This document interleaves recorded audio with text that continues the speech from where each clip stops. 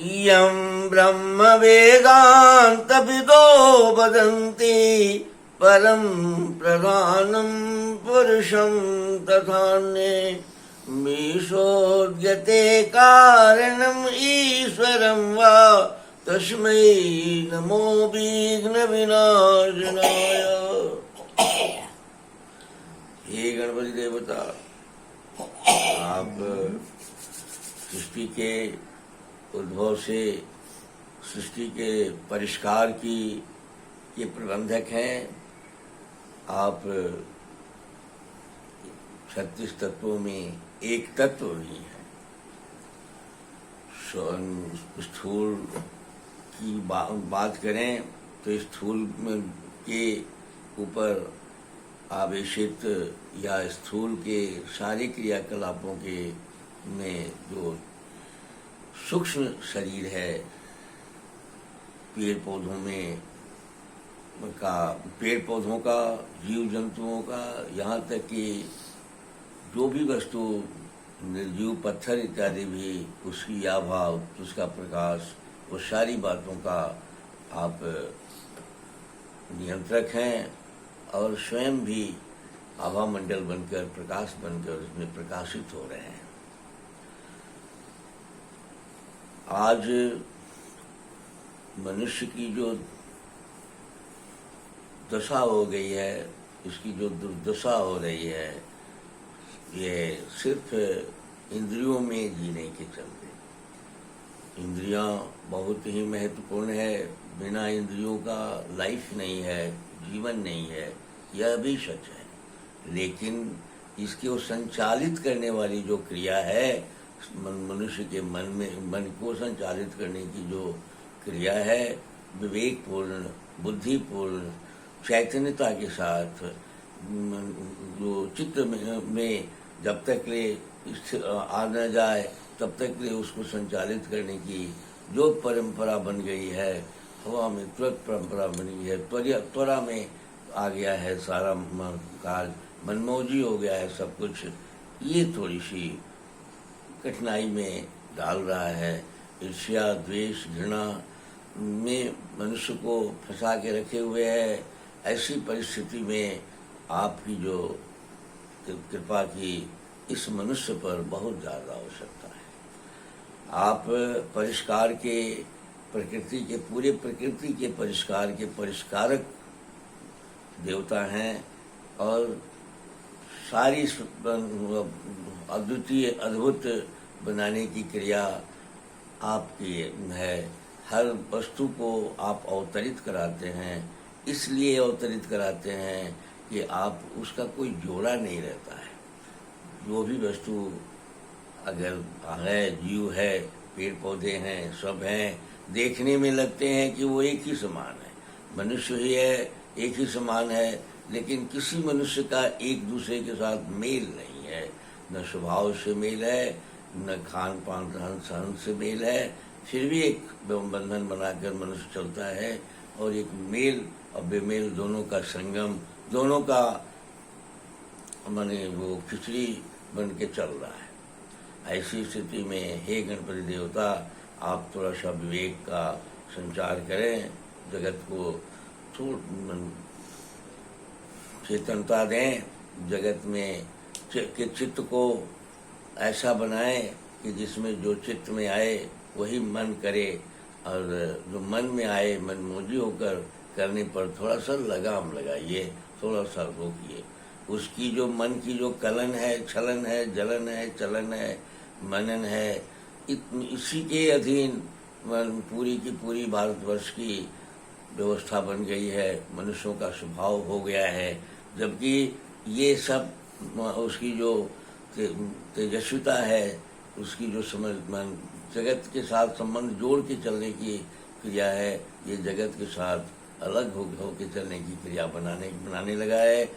मनुष्य ऐसा लगता है कि प्रकृति के एकत्व को भी भूल गया है कि मैं प्रकृति के साथ हमारा एकत्व का संबंध है।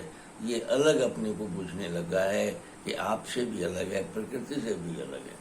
यद्यपि कि इसकी सारी क्रियाएं स्वचालित ढंग से प्रकृति की ओर से ही होती है। गर्भ से लेकर मरने के दिन तक जो कुछ भी क्रिया होती है, इसके भाग्य के अनुसार, इसके कर्मों के अनुसार, इसके क्रियाकलाप के अनुसार उसको फल भी मिलते हैं, इसके कार्य भी होते हैं। गीता में भगवान कहते हैं कर्मण्येवाधिकारस्ते मां फलेषु कदाचन। हर जीव पर, हर जाति पर, व्यवस्था पर ईश्वरीय शक्ति यानी आपकी जगत की निर्मात्री शक्तियाँ, संचालिका शक्तियाँ हर जीव पर नजर रखी हुई है, हर अणु अणु पर नजर रखी हुई है। ये सब कुछ होता है, लेकिन इसके बावजूद भी ये अपनी समीक्षा नहीं करता कि मैं जो भी करता हूँ वो आरोपित करता हूँ, अगले क्षण का मुझे पता नहीं है, इसलिए मुझे दिव्य धारा में, प्रकृति की दिव्य धारा में ही होकर चलना चाहिए। इसलिए आप थोड़ा सा अगर कृपा करेंगे तो मनुष्य की जो बनावट है वह सेवा परक, त्याग परक, करुणा परक, प्रेम परक और स्वतंत्र और निर्भयता की झलक के साथ इसका जीवन शैली बन जाएगी। और तब ये विश्व का जो है हमेशा ही इच्छा करता है नकली कि हम विश्व का सर्वोच्च बन जाएं, ये बात ये पूरी हो जाएगी। यद्यपि कि पूरा विश्व को ज्ञान विज्ञान, पूरा विश्व को सारी खान पान, पूरे विश्व को सारी व्यवस्था आयुर्वेद नहीं दिया है, अक्षर दिया है, ज्ञान दिया है, शब्द दिया है, भाव दिया है, सारी बात दिया है। लेकिन 10-20 हजार वर्ष पहले की बात है, इसी जगह से सारा जगत का ज्ञान प्राप्त हुआ, सारी बात हुई और सारे लोग अपने भीतर के ज्ञान को कैसे उपयोग किया जाए इसकी समझदारी सब में आई। सबने अपना उपयोग करके अपने ढंग का अनूठा विश्व तो बन गया, अनूठी। लेकिन हमारे देश में, अपने देश में हम धीरे धीरे पतनोन्मुख होकर प्रकाश से अंधकार की ओर जाकर और हम अपने को छोटा बना लिए। काम क्रोध लोभ के अंदर ही हैं हमारी, अभी भी ये भाव हमारा नहीं है कि हम वसुधैव कुटुंबकम, हम एक से जो अनेक होने की आपकी जो क्रिया है वह जब अनेक होता है, यानी एक माता पिता से अगर 2-4 बाल बच्चे होते हैं तो सब आप ही के रूप में रूप परिवर्तन करके वो होते हैं, लेकिन एक दूसरे के साथ घृणा द्वेष में पड़ के और उसका ईश्वरीय तत्व बिगाड़ देता है। महसूस नहीं करता है कि ये कैसे हम रहें और कैसे हम इस जगत को सेवा के साथ जोड़ के चलें, शक्तिशाली बन जाएं। इसी कारण से रोगी भी हो रहा है ये, माने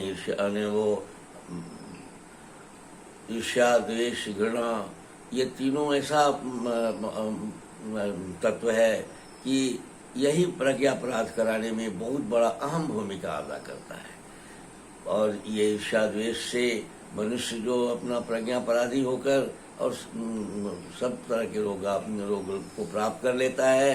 प्रज्ञा पराधे न जायते सर्व रोगा, ये आयुर्वेद का उद्घोष है, ये आयुर्वेद का कहना है।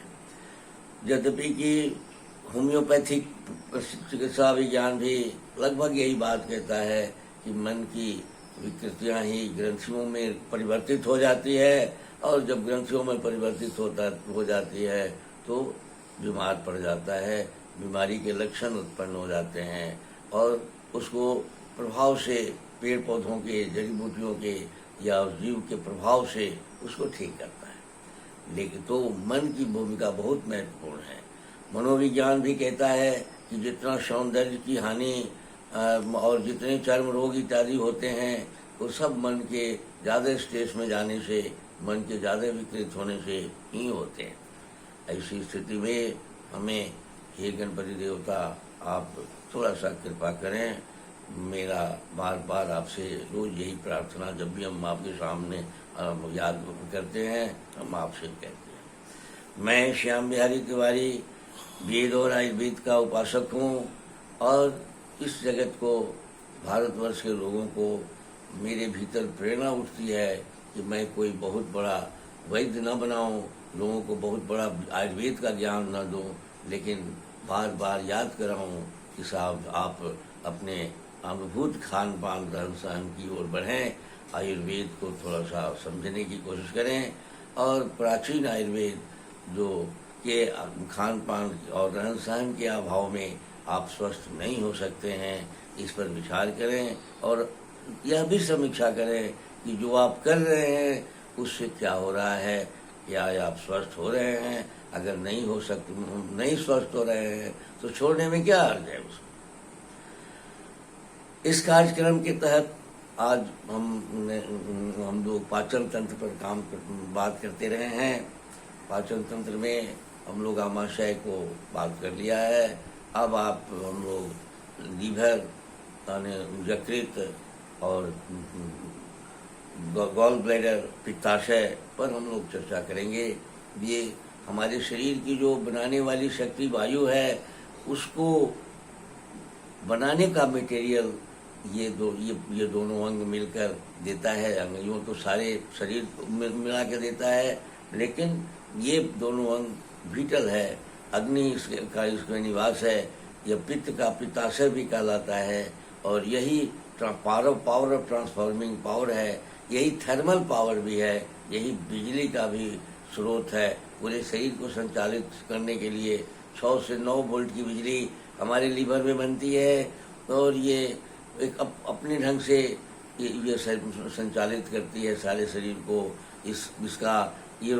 इसकी बिजली का जो कनेक्शन है लाखों में है। आधुनिक विज्ञान 76,000 के लगभग कहता है। आयुर्वेद तो कहता है कि 80 लाख इसका कनेक्शन है। खाली बिजली का कनेक्शन पूरे शरीर के साथ जुड़ा हुआ है। यही हमारे खून इत्यादि को जहाँ तहाँ से बन के जो आता है कलेक्शन करके और स्प्लीन के माध्यम से रक्त का को निर्माण करके और फेफड़ा में साफ होने के लिए भेजता है। यही रक्त को मांस के रूप में भी चेंज करने का काम करता है और यही भात रोटी दाल सब्जी को भी खाने के शरीर को बनाने के लायक बनाता है। वायु को ये देता है, इसलिए ये बहुत ही विटल अंग है। इसमें पित्त के रोग बहुत ज़्यादा होते हैं।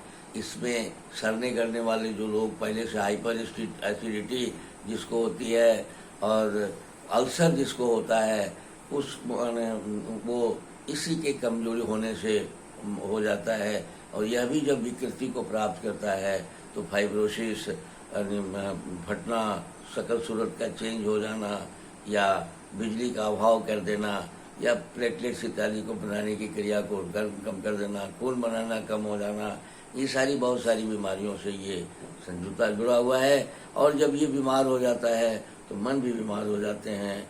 थकावट, मानसिक अशांति, सोचने की शैली की कमी, सुस्ती, विकृति, इरिटेशन, क्रोध, बेचैनी और चिंता को नियंत्रित करने की क्षमता का अभाव हो जाता है। ऐसी स्थिति में इसे स्वस्थ रखने के लिए आप कटु पदार्थों का सेवन संयम से करें, तभी ये स्वस्थ रह सकता है।